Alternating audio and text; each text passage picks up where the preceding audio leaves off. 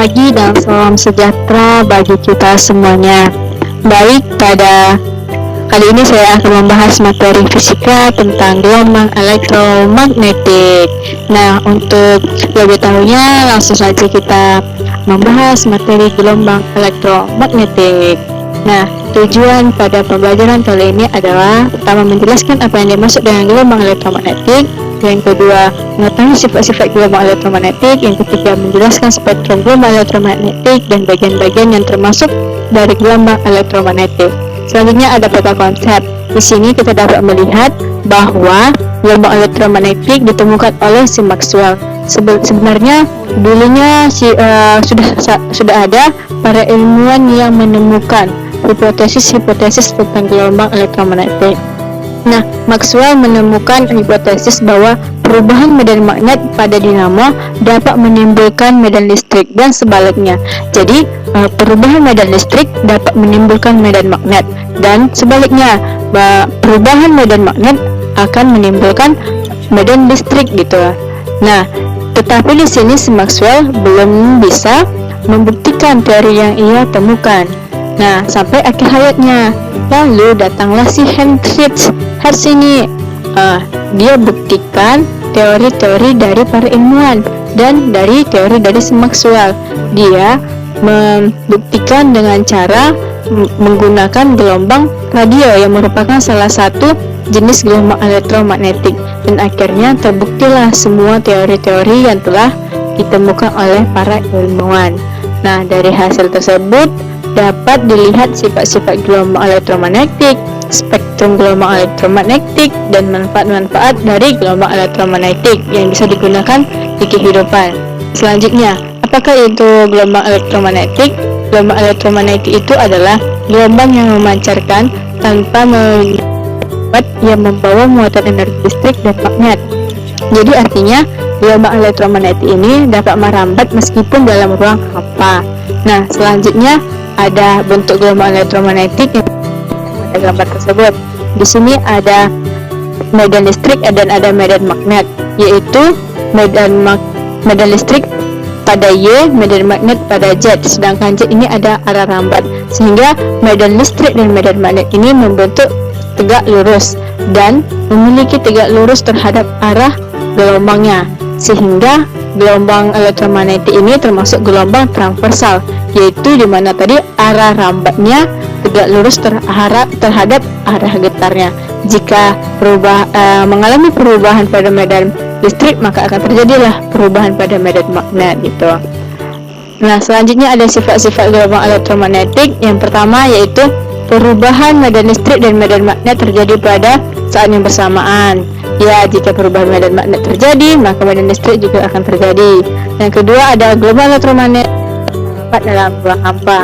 Selanjutnya ada besar medan listrik dan medan magnet saling tegak lurus, sehingga dapat dirumuskan E sama dengan C kali B gitu. Selanjutnya arah medan listrik dan medan magnet saling tegak lurus dan arah keduanya tegak lurus terhadap arah rambatnya. Nah, sehingga ya, dari sini kita dapat kaitkan bahwa gelombang elektromagnetik merupakan gelombang transversal. Karena termasuk gelombang transversal, sehingga mengalami suatu peristiwa, yaitu polarisasi, peristiwa pemantulan, peristiwa pembiasan, interferensi, berat. Nah, gelombang elektromagnetik ini memiliki suatu cepat rambat yang sama dengan cepat rambatnya cahaya, yaitu sebesar 3 kali 10 pangkat 8 meter per sekon, sehingga cahaya disebut juga termasuk dalam gelombang elektromagnetik. Selanjutnya adalah spektrum gelombang elektromagnetik. Nah, di sini adalah susunan sebuah bentuk gelombang elektromagnetik yang berdasarkan panjang dan frekuensinya gitu. Namun cepat rambatnya tetap sama, yaitu tadi 3 kali 10 pangkat 8 meter per sekon. Sehingga dapat dirumuskan bahwa cepat rambatnya adalah panjang gelombang dikali frekuensi atau lambda dikali frekuensi. Selanjutnya ada bentuk dari gambar ini spektrum gelombang, yaitu dari kiri ke kanan memiliki suatu panjang gelombang yang semakin panjang. Di sini sinar gambang ke gelombang elektromagnetik, gelombang radio atau TV memiliki panjang gelombang yang sangat besar. sinar gamma memiliki panjang gelombang yang kecil dan gelombang radio memiliki panjang gelombang yang sangat besar. Dan di sini terjadi frekuensi dari kanan ke kiri memiliki frekuensi yang besar, berarti gelombang radio merupakan frekuensi yang sangat kecil dan sinar gamma merupakan frekuensi yang sangat besar gitu. Jadi panjang gelombang dan frekuensinya berbanding terbalik.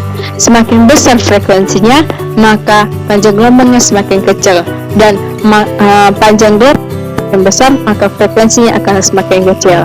Nah, selanjutnya yang termasuk spektrum gelombang elektromagnetik yaitu pertama gelombang radio.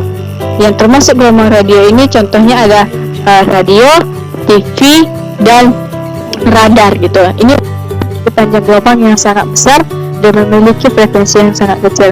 Selanjutnya ada gelombang mikro, di mana memiliki panjang gelombang elektromagnetik yang panjang setelah gelombang elektromagnetik, gelombang radio, dan memiliki frekuensi yang besar gitu. Contohnya ini adalah oven. Selanjutnya ada sinar inframerah. Sinar inframerah ini adalah di mana energi yang dilepaskan oleh atom dan molekul bergetar dalam bentuk radiasi menghasilkan inframerah. Sinar inframerah ini digunakan untuk meremote TV, transfer data di telepon, dan transfer fisik. Selanjutnya ada cahaya tampak. Cahaya tampak ini biasanya kita bisa lihat secara langsung mata kita, yaitu pelangi gitu. Pelangi memiliki warna-warni, ada magical hibinium. Nah, gelombang cahaya tampak ini digunakan pada laser dalam serat optik pada bidang telekomunikasi dan kedokteran. Selanjutnya ada sinar ultraviolet. Contohnya itu adalah matahari. Matahari merupakan sumber utama yang memancarkan sinar ultraviolet yang digunakan untuk lampu UV dan untuk operasi mata lasik. Selanjutnya sinar X ini merupakan panjang gelombang yang sangat pendek dan frekuensi yang sangat tinggi. Contoh ini biasanya digunakan untuk rumah sakit, untuk ronsen, dan isi tas penumpang di bandara. Selanjutnya ada sinar gamma. Sinar gamma merupakan suatu panjang gelombang yang sangat kecil dan frekuensi yang sangat besar. Mungkin hanya itulah yang dapat saya sampaikan. Jika ada perkataan saya yang salah, saya mohon maaf. Saya tutup dengan selamat pagi.